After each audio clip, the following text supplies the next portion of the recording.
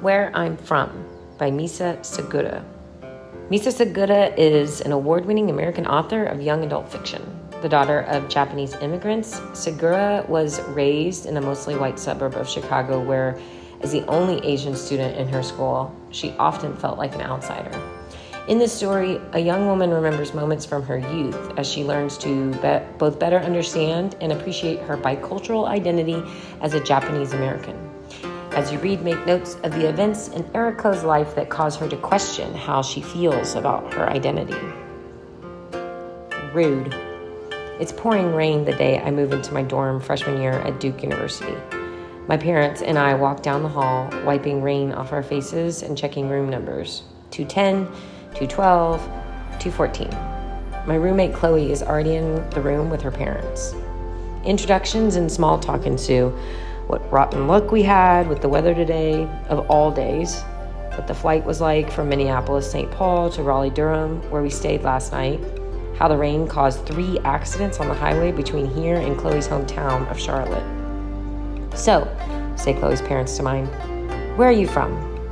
We live outside Minneapolis, my father answers, looking confused.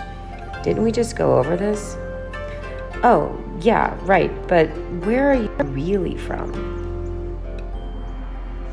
Mom, says Chloe quietly. She looks at me, clearly mortified. What? Says Chloe's mom. But my dad doesn't notice, doesn't care, or maybe he doesn't want to embarrass Chloe's parents. So he tells them, I was born and raised Takarazuka, Japan. He nods at my mom. Natsume is from Osaka. Later, as we say goodbye outside the dorm, I tell them that they don't have to humor anyone who asks them where they're really from. My mom says, but we really are from Japan. Yeah, well, when I'm asked that question, I'm going to say Minneapolis is where I'm really from, I say, but my mom shakes her head. Eriko, that's rude, she says. Don't do that to people. Guardian angel. When I was in 8th grade, a Japanese kid showed up at school. She was awkward and pimply, and on her first day, she wore a sort of sailor uniform with a navy skirt and a white midi blouse with a big navy scarf tied in a bow. To top it off, her name was Miho, which is a pretty name in Japanese, but I just knew that the boys were all going to ask her, are you because that's what your name says. Mrs. Mintz, our homeroom teacher, pulled me aside before class and introduced us, beaming. Eriko, I'm appointing you to be Miho's guardian angel for a few weeks, she said, and she moved my seat partner and my best friend, Zaina, so that Miho could sit next to me instead. I know you'll help her get acclimated and make lots of friends. How could I possibly help this girl? I didn't speak enough Japanese to be able to translate anything beyond the simplest conversational phrases. I was suffocating at the bottom of the dog pile that was the 8th grade social hierarchy, struggling to hang on to my elementary school friends as they changed and clawed their way up and away from me. Miho looked at me with dull eyes and a round face. She murmured, Yoroshiko onegai shimasu, a phrase I vaguely understood to be polite greeting of some kind. Bobbed her head at me in a deferential little bow and came over to the desk next to mine.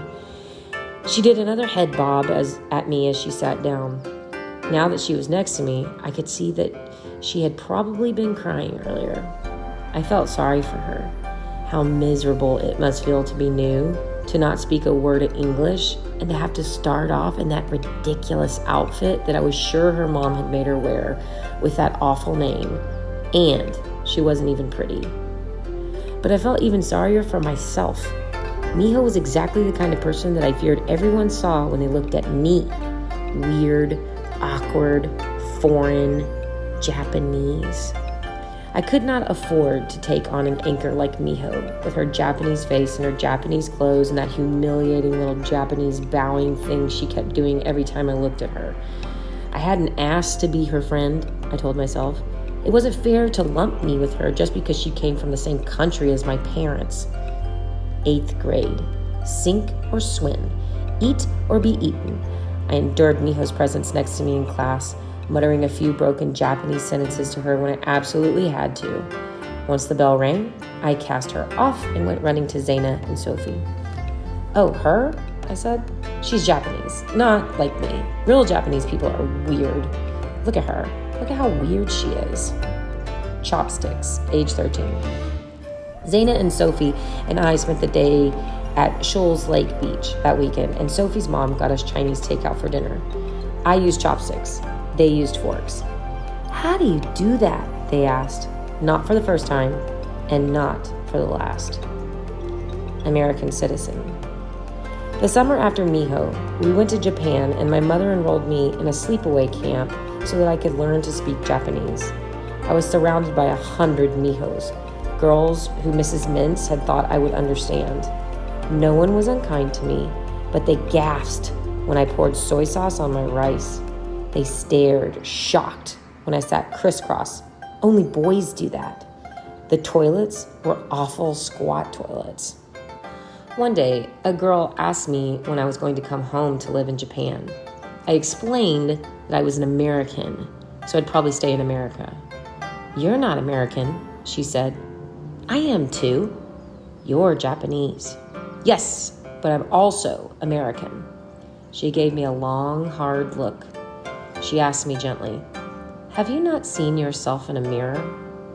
I know my face is Japanese, but I am American because I was born in America.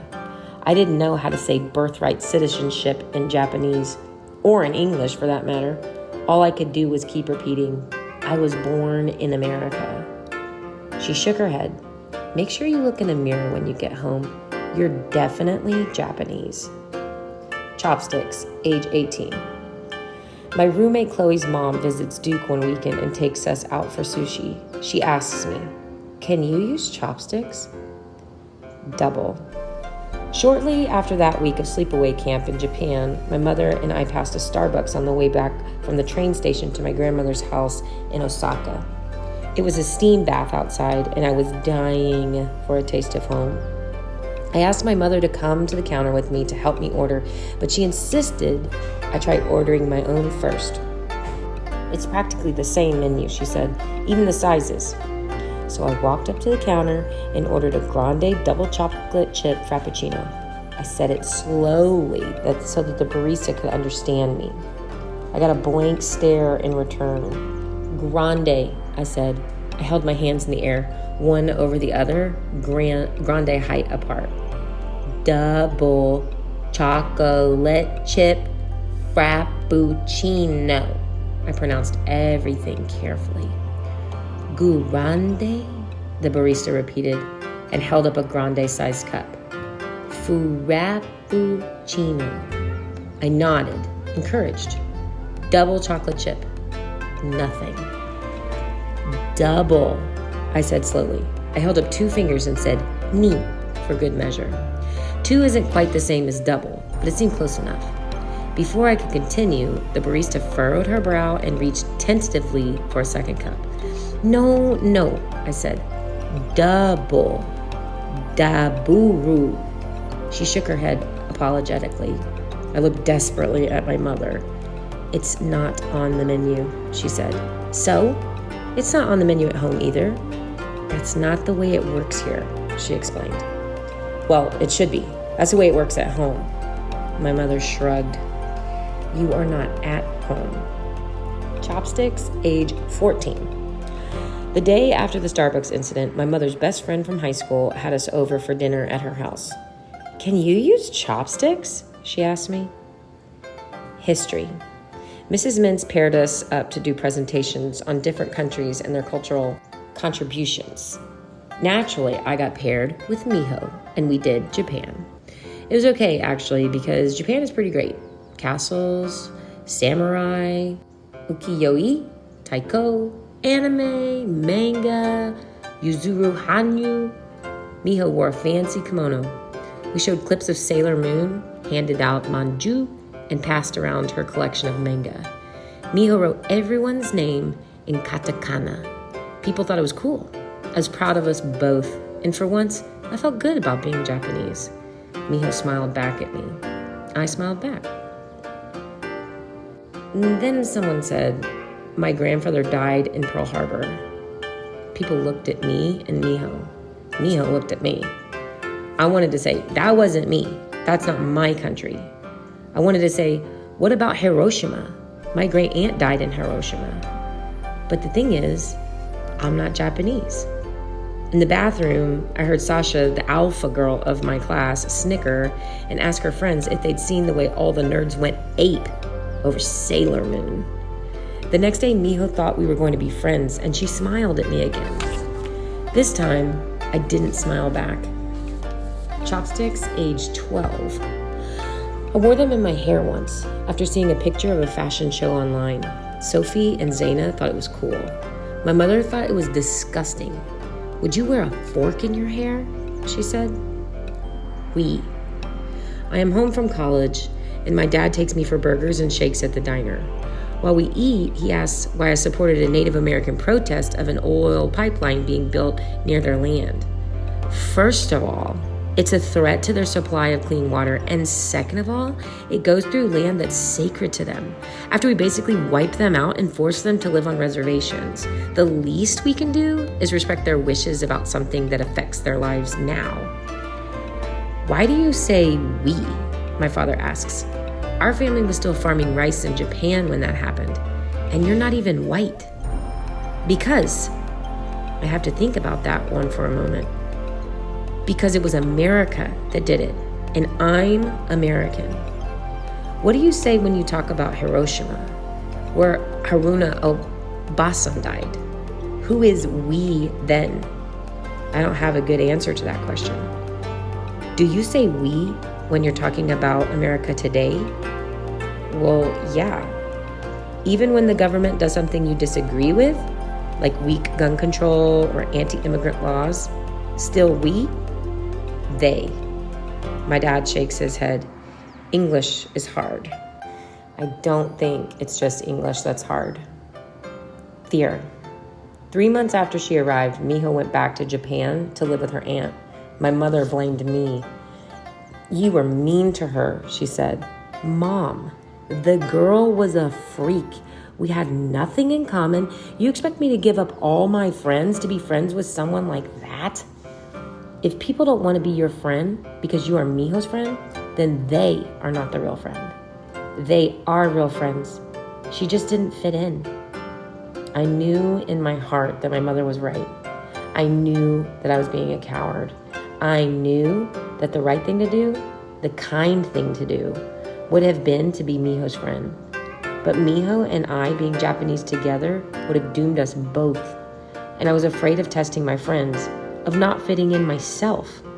My fear was greater than my compassion, and I sacrificed Miho to that fear. Who can face that about themselves in 8th grade when we are all made out of fear? I couldn't.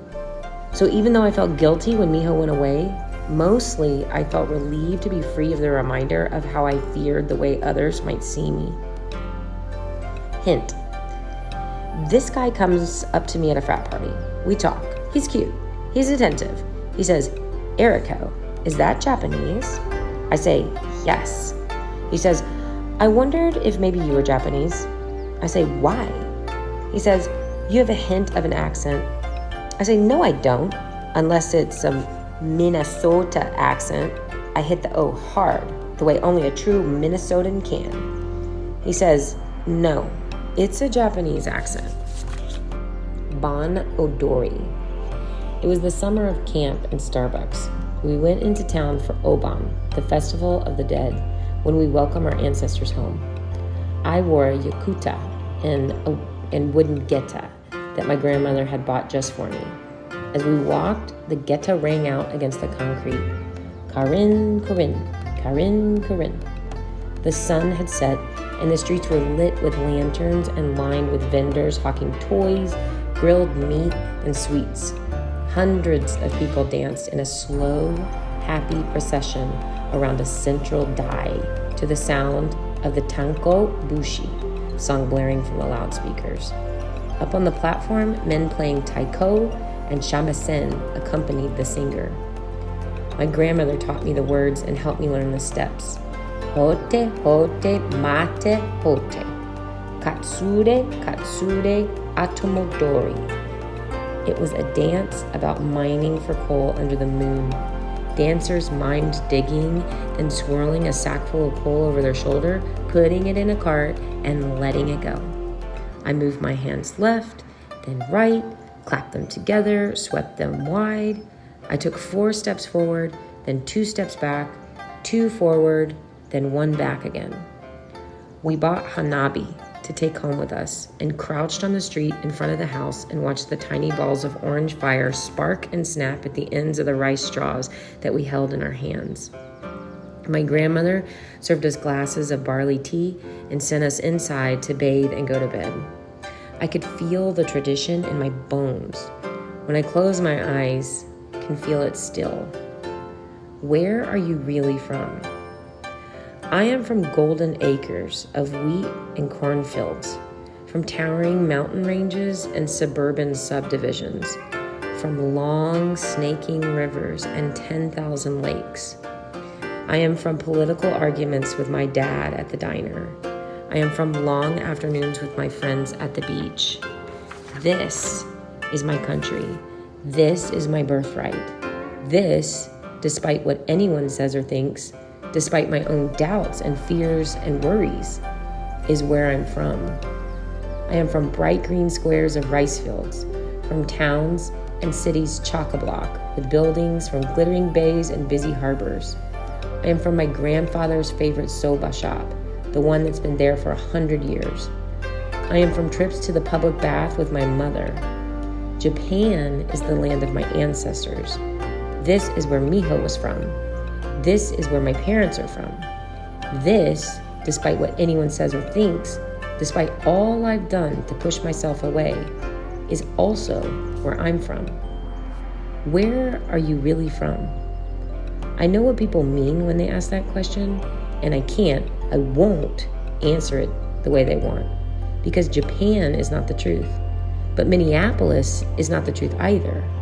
All I can do is to ask back, where are you really from?